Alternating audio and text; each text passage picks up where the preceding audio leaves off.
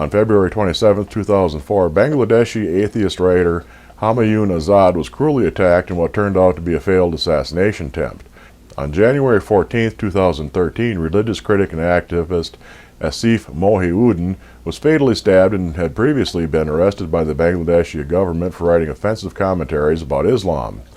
The next month, Ahmed Rajib Haider, an atheist blogger, was attacked and his body was found mutilated beyond recognition. In March, atheist blogger Sunur Rahman was attacked and hacked by a couple of men. Last November, AKM Safiul Islam, a secularist and teacher at Rajshahi University, was attacked on his way home and ultimately succumbed to the injuries received during his attack. So far this year, 3 atheists have been killed. On February 26th, Bangladeshi American writer and activist Avjit Roy was hacked to death. On March 30th, Bangladeshi blogger Washikur Rahman was attacked and killed. The latest attack occurred on May 12th when atheist blogger Ananta Bijoy Das was hacked to death by 4 masked men. These stories represent a trend in the attack against Bangladeshi secular and atheist bloggers and activists who espouse criticism of religion, particularly Islam, in a country where approximately 90% of the citizens are Muslim and religious conservatism prevents a rising in stark reality. In an opinion piece published in the New York Times, writer and anthropologist Tamima Anam described persons involved in these attacks as victims of a poisonous political climate in which secularists and Islamists, observant Muslims and atheists, Jamaat-e-Islami and the Awami League are pitted against one another. It should be noted that these attacks are symbolically, historically, and politically antithetical to a country that fought for independence from Pakistan in 1971, in part because of the targeted attacks and killing of minorities and public intellectuals.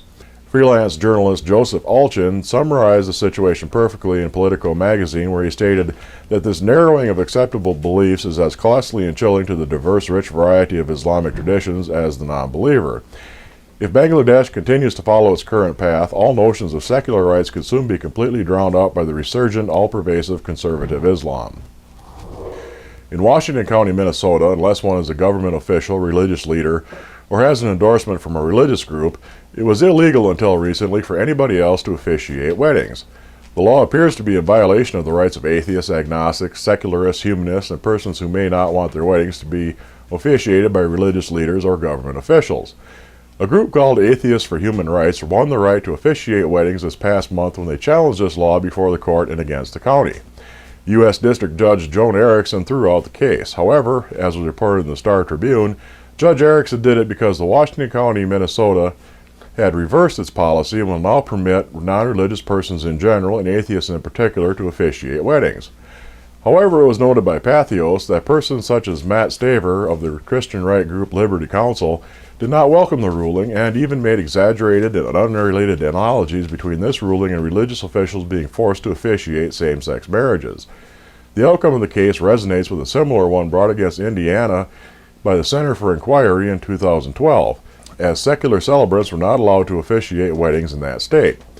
Although Indiana's federal district court had initially ruled against the Center for Inquiry, the decision was ultimately and unanimously overturned by the Court of Appeals in the 7th Circuit in 2014. With respect to this last case, Judge Frank H. Easterbrook wrote, "An accommodation cannot treat religions favorably when secular groups are identical with respect to the attribute selected for that accommodation." He also stated that it is irrational to allow humanists to solemnize marriages if and only if they falsely declare that they are a religion. According to Human Rights Watch, Saudi Arabia has executed 85 people this year alone, which is encroaching on last year's figure of 88 executions in total. In a recent report, the Times explained that the capital punishment is administered for crimes like murder, rape, adultery, witchcraft, and drug offenses. This is usually carried out by way of gruesome public beheadings. Of the 85 people executed so far, 38 of them were executed for drug-related crimes with seemingly no accompanying allegation of violence, according to the New York Times. It was also reported that about half were Saudi, where the others were from Pakistan, Yemen, Syria, Jordan, India, Indonesia, Burma, Chad, Eritrea, the Philippines, and the Sudan. Meanwhile, Reuters noted that last year Saudi Arabia was ranked 3rd in the world with respect to countries that put its people to death after China and Iran.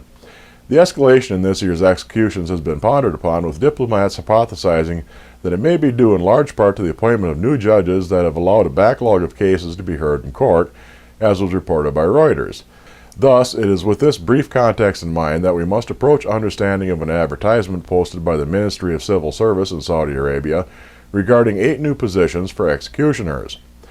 The job was classified as religious functionaries in a country that practices a strict version of Islamic Sharia law. The Times reported that the vacancies do not specify educational credentials or required skills, but the executioners are ideally adroit swordsmen, as most of the common execution implement is a curved scimitar. The need for 8 new executioners can be explained by the escalation of the number of executions this year and consequently an increased workload. While it's not known how much they are paid, the New York Times states that in Qasim province, north of the capital Riyadh, the primary swordsman works as a full-time guard for the region's prince and carries out executions on the side, earning a bonus of more than $1,000 per head, according to local government officials who know him.